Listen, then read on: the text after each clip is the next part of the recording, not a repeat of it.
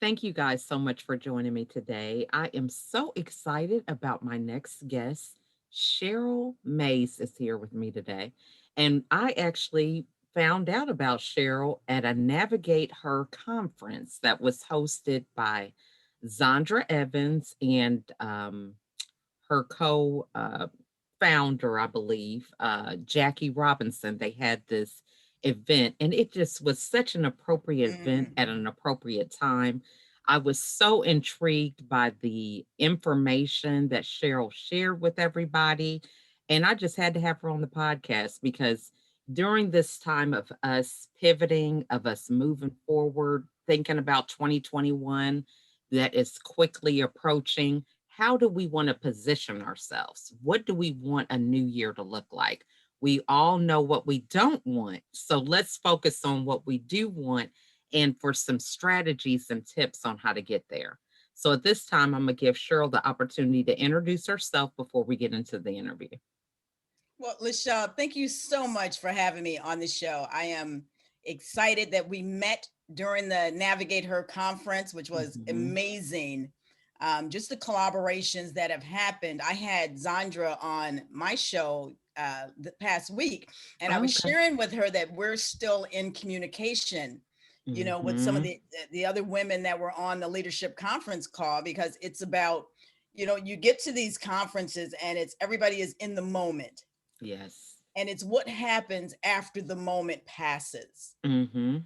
That's what's so important. It's like, have you built those relationships, and are you continuing to foster those relationships? And so I am excited that we had that opportunity to do that. So thank you Yes. again. I love that. And we're just going to start right with that topic, about keeping in contact with people and nurturing those relationships because we are transitioning out of the networking scene where everybody's just trying to get 50 cards at an event, who can get the most cards, but it's about the actual things we do to build the relationship. Mhm. So we'll start with you who have been in business for years and your expertise in the different things that you do.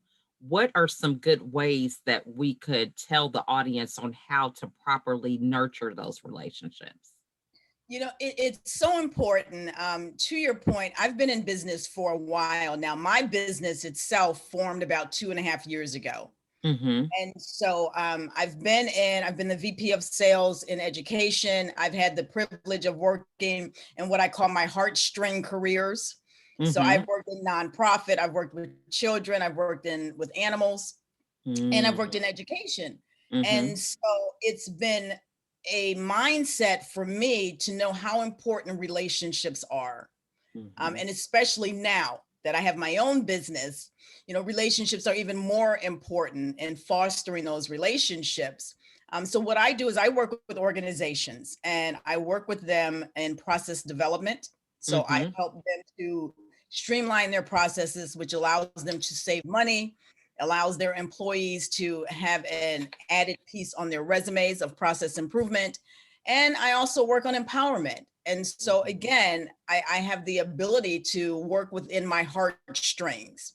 Mhm. And so when you talk about relationships, it is literally a mindset, because Lachelle, you are so right. People love to collect business cards, and they think, oh my gosh, I went to this networking event and I got 30 business cards. Mhm. And you have not, here she comes, and you have not had the opportunity to literally have a conversation, because you're literally looking at who's that next conversation. And Mhm. so while you're talking to someone, you're spanning the room.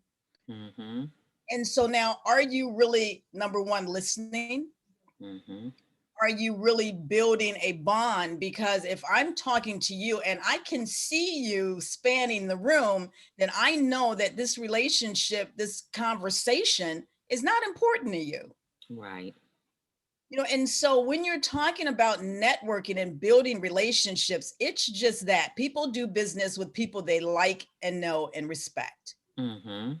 I went to an event once, and we were networking prior to the event, and Mhm. then when we got ready to sit at the table, there were already business cards at our placing. Like, a person went around to every table and just put down their Ah. business cards. And and you would think, as we're sitting around the table and we're all looking at the card and we're like, do you know who this is? And everybody's like, no, we don't know who this person is. And so what do you think happened to those cards? Thrown away Yeah, they or got left used right on the back of it for somebody else's number.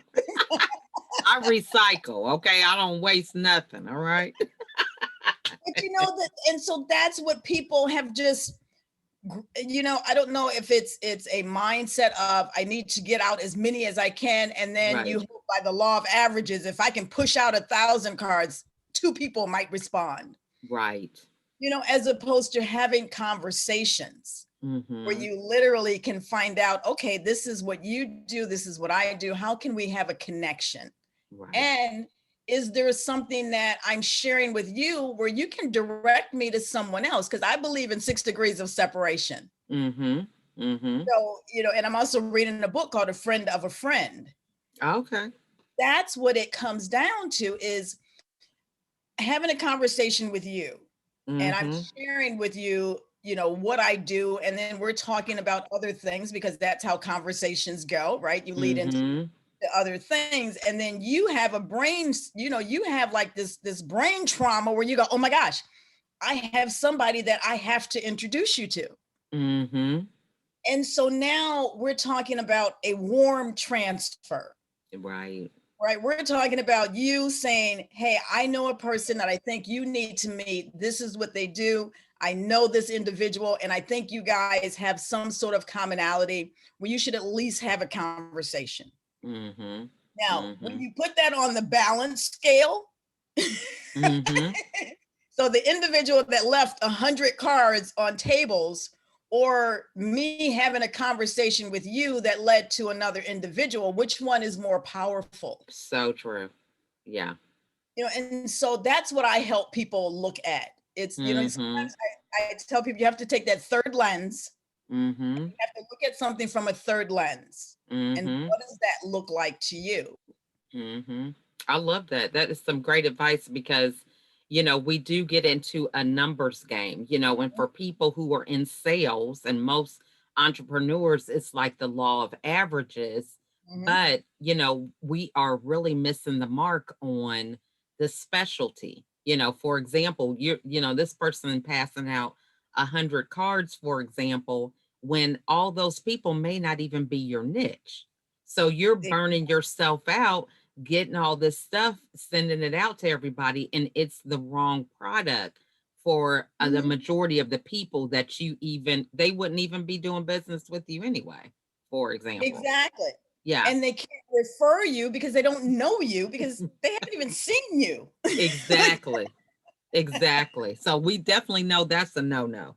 So for Exactly. in terms of following up, so I'd like even the book, A Friend of a Friend, that is so good because you find that when you do have those connections, you can usually get on somebody's calendar almost immediately. Normally people, they don't have time, but it's like, hey, I met somebody, you've got to talk to them. Your enthusiasm usually just opens the door that much further for people. So, what Mhm. are some good creative ways that we could follow up with some of these warm leads that we may meet, in terms of keeping that relationship going deeper? That is such a huge topic. Mm-hmm. I've been in sales for 20 plus years, and I've trained frontline sales individuals. And the largest misconception is the whole concept of the follow up, Mm-hmm. right? Because people miss that. Right. It's one of those things where you are literally going, okay, I need to call this person back, Mm-hmm. and yet you find 15 other things to do. As opposed to it literally calling this person back. Now, they've Mm-hmm. done so many statistics on sales and sales calls, and literally this is what they found out. So most sales calls happens after that fourth or fifth contact. Mm-hmm. So when you're looking at following up and I come to you, Lachelle, and I have this great product that I think is just fabulous and is going to change your world. Mm-hmm. And I can't get to you because, there's the gatekeeper that is just, guarding the person that's making the decisions. Mm-hmm. Or I've gotten to you and it's the wrong day, it's the wrong time. Right. It's everything is just not aligned. Mm-hmm. And so I take that and I go, okay, well, I'm just going to move on. So Mm-hmm. here's what happens is that most gatekeepers know that that's the philosophy. Right. So if they tell you that this individual can't get with you today, they know that 99.9% Mm-hmm. of the Mm-hmm. individuals are not going to call back. So They're true. not going to do it. Mm-hmm. So if you're that 0.1% that calls back, you know the gatekeeper's name, and you can say, hey, Marge, this is Cheryl. We had a great conversation a week ago. Mm-hmm. I understand that Lachelle was at a meeting when we called, and I just want to call back. I want to check up. I want to find out, is she available? What's the Mm-hmm. best time to catch her? Because now I'm talking to Marge like a person, Right. and I remember her name. Mm-hmm. And so many times we miss those cues. Mm-hmm. We miss remembering a person's name. We miss conversations that we had when you pick up on things like, oh my gosh, your son plays soccer.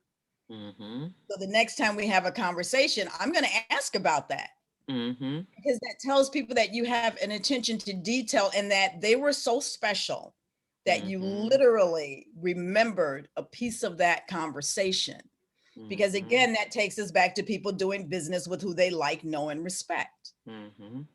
And so for the follow up, it is so important. And I have a technique that I do after I have a conversation with an individual. I do get their business card. And then I write something on the back of that card. So when I Mm-hmm. go back to my office, I can put that into my database. Mm-hmm. And if people are operating and they don't have what's called a CRM, which is a Right. customer relationship management database, where you are Mm-hmm. plugging in this information, you're plugging in the date that you called, you're plugging in the individual that you spoke to, you're Mm-hmm. plugging in those little tidbits of information that allows you to have a conversation and not start over again like it's a cold call. Right. Then you're truly missing the true understanding of what sales is. Mm-hmm. And I don't care what business you're in. If you are a Girl Scout den mom, you are still in sales. Right. you know, So because you're true. trying to recruit people to join your troop. So Mm-hmm. regardless as to what you're doing, it's a sales job. You are always in sales. And the Mm-hmm. more you can recognize the ideologies of sales, and a lot of times it is the law of averages, the more people you get to, the more people that you're going to have, siphon through that funnel. Mm-hmm. But you want quality.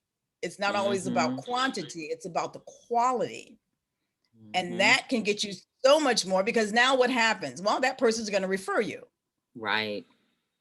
And so That's now it it. makes your job so much easier, because you don't have to continuously hammer those phones speaking to people that you don't know, people that don't know you, but you're Right. working through the referrals. And I always share with my clients that your business should be 80% referrals, 20% Mm. should be new business, Wow. because you are always seeding and harvesting. And so when you're working on referrals, you are literally having a person do the work for you. And it's because Mm-hmm. you're being authentic, you're being detail oriented, and they know that you deliver exactly what you say. I had an individual tell me that the rule of thumb is to always under promise and over deliver. Right. So therefore you are always going to be that superstar, because they're like, wow, they went above and beyond what they said. So true.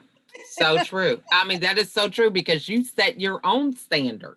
You give them the standard and then you overcome it because you know what you can do. I love that. Exactly. Now, so 80% referrals, that is quite an astounding figure. That's great. Now, what Mhm. are some things that we can do to get people to be to refer us?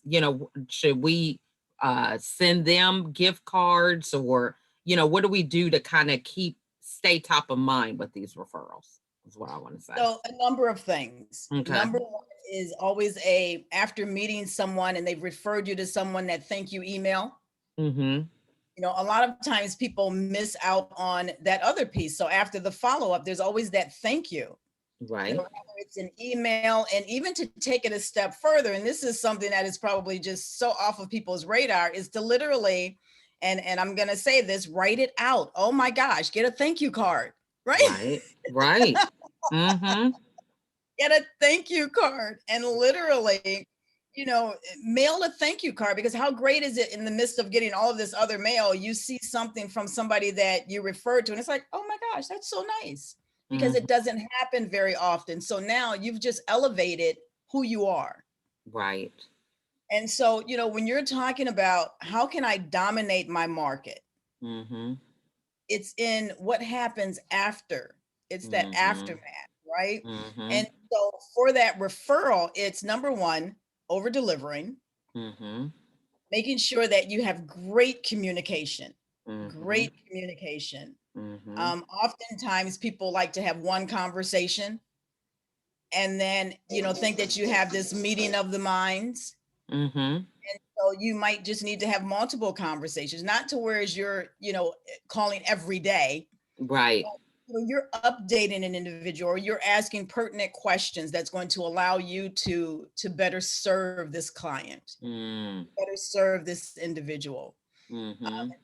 Another thing is I always, people ask for referrals, and sometimes, you can ask for a referral, but I've had people that say, hey, can you give me 10 people can you fill out this sheet of paper with 10 people? And I'm like, Right. That is so true. That is definitely, I've had that happen for a product or something that, yeah, yeah, it's a system that most people have, are on with that kind of stuff. Yeah. I don't mind giving you one or two, but I'm not going to Right. fill out 10 people. I mean, come on. First of all, it's like you never can think of anybody when somebody puts you on the spot like that? Exactly. Yeah. And so I spend a lot of time on mindset and mindset Mm-hmm. shift, Mm-hmm. because we have to get away from these strategies that where you're literally taking the human out of it. Mm-hmm. You're just looking at the numbers, you're looking at the Yeah. strategies, and you're taking away from that human content, which is connection. People like to connect. Right. Believe it or not, this is the issue that we're in now with this pandemic. And this is why Zoom is such an explosive platform, is because people were losing that connection. So true. Yeah. And so it's the ability to connect, and that helps you with referrals. Being Mm-hmm. creative. I used to work Mm-hmm. for an insurance company for a very short stint. Mm-hmm. And one of the things that I would do, it was a very well-known supplemental insurance. Mm-hmm. And so I would go out, and if I was not able to get to the decision maker the first time or the second time, then I would go, okay, I need to be a little creative. So I would send them a little card, and this was a duck. And I would say, Okay, Affleck. right, yeah. And That's I would brand. say, Look, they did good with their brand because we know exactly there who you that go, is. right? Yeah. I have to just mention, and they go, yeah, I know you're talking about. But so I would send them that, and in the card, I would say, I would say something very clever, like, no more ducking me, something very clever like that. That's Or cute. you can send, just something that just kind of separates you from Mm-hmm. that everyday typical salesperson that either shows up unannounced, Mm-hmm. or that person that's just on the phone and they're just grilling you, the individual with questions instead of having a conversation. That's good. Yeah. And so that's what my suggestion to individuals, if you're looking to have referrals, get you a Mm-hmm. great CRM program, Mm-hmm. maintain the information, and then, review the information before you pick up that phone. Right. Nothing like being called the wrong person or don't remember something. That is so true. Yeah. Yeah. Mm-hmm. So, do your research, understand a little Mm-hmm. bit about the company, Mm-hmm. so that you can ask questions of relevance. Mm-hmm. So true. Oftentimes, people go, what do you do? And I always say that that's just not the networking question. Yeah. If you're gathered around and you're networking, I mean, how many times have you walked up to people and they go, "What do you do? What do you do? Yeah. What do you do?" Mm-hmm.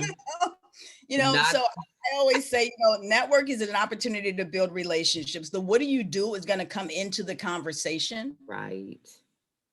So talk Mm-hmm. about something else. Yes. Start that conversation with some other topic. Definitely not Mm-hmm. sports, politics, or religion, but some other Right. topic. Right. Especially not now. But yeah, I feel Exactly, you on right? that. But Yes. some other topic to whereas you're just having a conversation and then it'll get around to, what do you do? Mm-hmm. That's just the evolution of the conversation. So true. Yeah. So Now, so go talk to ahead. us. Yeah, talk to us about, what you offer. You had a great presentation about some of the things that we get stuck with. We have, we're watching this person, that person, we're getting stuck. And so talk to us about your platform with your business. Absolutely. So I work with what I call lean transformation. Mm-hmm. And lean transformation is, again, it starts out with a mindset shift because everything that we do is based on how we respond to our past experiences. Mm, And so if you're looking to have a different outcome, but yet you're using the same mindset mm-hmm. as how you dealt with your past experiences, then you can't have a different outcome because you haven't changed how you look at things. And so Right. that's where I talk about that third lens of having the Mm-hmm. ability to look at something from a different angle. And Mm-hmm. so we first have to shift our mindset. Mm-hmm. And what I've found, and I've done some research and I've asked questions about why do people stop and start programs? And Mm-hmm. you have people that have said, you know what? Oh yeah, I started that program and I stopped, I surrendered it, I quit, and then I went on to this other program. Is because I didn't get the results that I wanted quick enough because we got to have that microwave result. Right. Got to be within 30 seconds. Turn the knob. Okay, Exactly. see some progress. So it's you know, people. I call it program hopping. It's like job hopping, Mhm. right? Program Mhm. hop.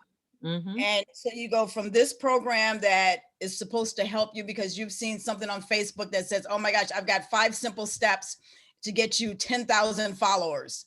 And you go, Mhm. oh, okay, wow, I need followers. And so you start that program. And then when it's not happening in the way that the facilitator says it is, well, then you stop doing that.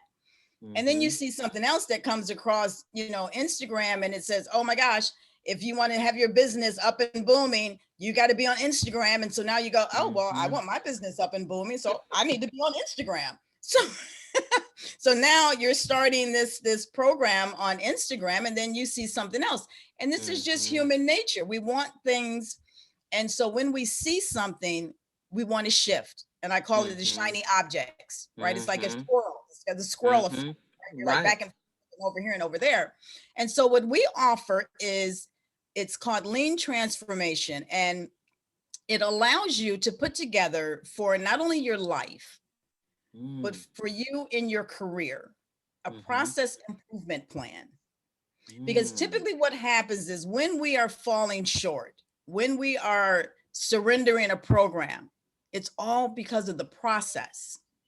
It's all in Mm. how you're doing it. And Mhm. oftentimes people don't look at it in those terms. And we're all Right. process thinkers. We are process thinkers. Mhm. When you go to a store and you go into this store and you first thing you do is you look around and see if it's clean. Mhm. You want to know, do they have the items that you're looking for? Is it Mhm. easy to check out? If you come back to this store, it's not clean, they don't have your item, and your credit machine is not working, you now have to make a decision. Mhm. And so you've gone through this process, but we only use processes at work because they're standardized, because someone else Mm. has created them. And that allows us to be successful at work because we followed the process. And then we Mm. get to our personal lives and we don't do processes. That's we just good. operate. We just Mhm. operate and think that we can have the results that we want. So why Mm. not again do a mind shift? If you Mhm. can create a process improvement plan that Mhm. you can duplicate, whether it be for your finances, whether it's for your career, whether it's for your Mhm. health, any one of those 7 areas of our life, if Mhm. you can have a template for a process improvement plan where you can just plug in those things that you need, then you have something that's sustainable. Mm-hmm. You have something that will allow you to have that continuous improvement every day because you're operating within the process. And you've Mm. gotten to the cause as to why it didn't work before. Right. And that's the other thing, is that we don't get to the root cause. We just go, yeah, Mm-hmm. it didn't work for me. But why didn't Mm-hmm. it work? What was Mm-hmm. that specific reason that it didn't work? And sometimes people need help digging down to find out what was that root cause. So true. And I always talk about the 5 whys, right? It's like, why didn't you do the program? Well, because the program wasn't what it said it was going to be. Mm-hmm. Well, why didn't you, investigate a little more? Well, because I took somebody's word for it. Well, why didn't you ask someone that went through the program? Well, because Mm-hmm. I didn't have the time. Well, why didn't you make the time? Okay, I didn't want to do the program. Okay, Right. Right. Digging deep to get to the real reason. Yeah, I feel what you're saying on that. exactly. And Yeah. once you get there, because that's the cause and effect, once you get there, now you go, okay, well, let's Mm-hmm. start from there and put a process in place that allows you to sit down and do this. And so Mm-hmm. my course is 8 weeks, and it's a mastermind group where we spend Mm-hmm. one night a week. And you will, at the end of that 8 weeks, you will have a developed process improvement plan that you designate. So it's unique to you.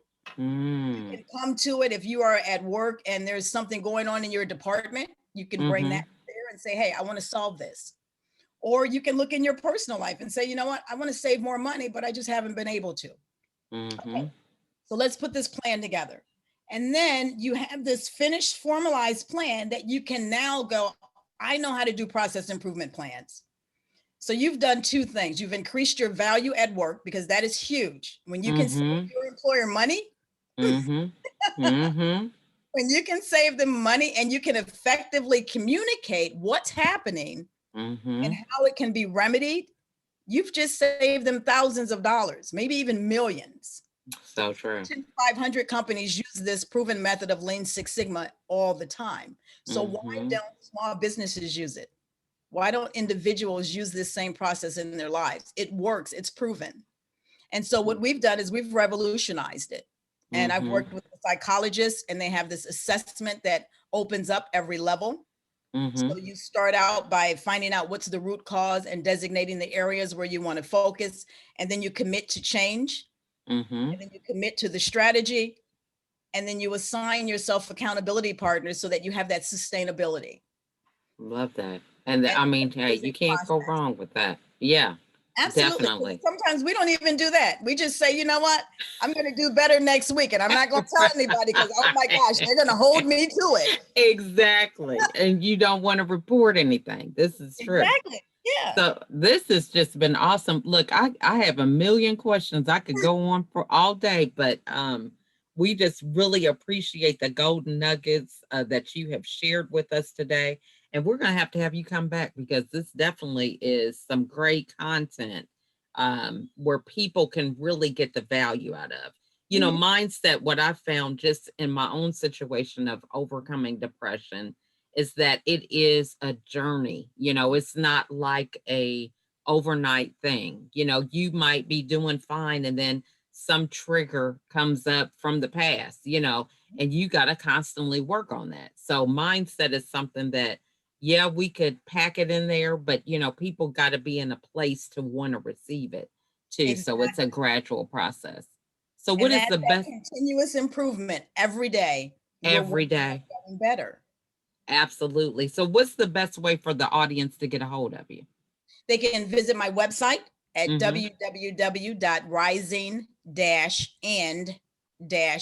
www.rising-and-shining.com, Mm-hmm. Instagram at Rise and Shine CF, YouTube Mm-hmm. at Rise and Shine CF, and then my Facebook is Rise and Shine Success.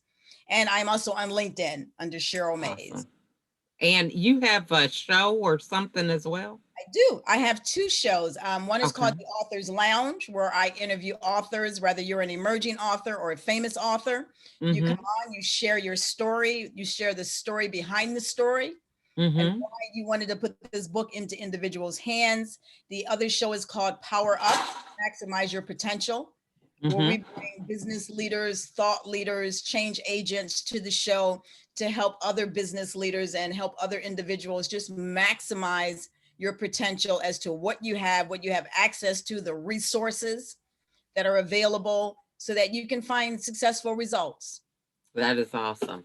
Well, this has just been phenomenal. I encourage everybody who is watching to reach out to Cheryl because she is just a wealth of knowledge. And I love how she is able to just give these really good nuggets in a way that's easy for us to implement. You know, it does a good thing. Like she said, you can talk about all the changes you want to make, but if you don't have a plan of action or ways that you can do this daily, then it's not going to do you any good. We can all talk about good things, but we want to work on getting those results.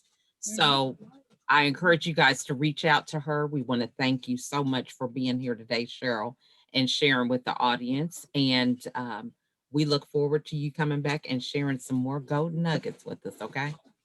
Thank you so much. It's been a pleasure. And thank you, Lachelle. And I definitely, whenever, I'm because Okay. you'll be on my show soon. Yes, I will. Yeah. So we will definitely be keep that relationship going, right? There you go. That's what All it's right. about. Awesome. Relationship building.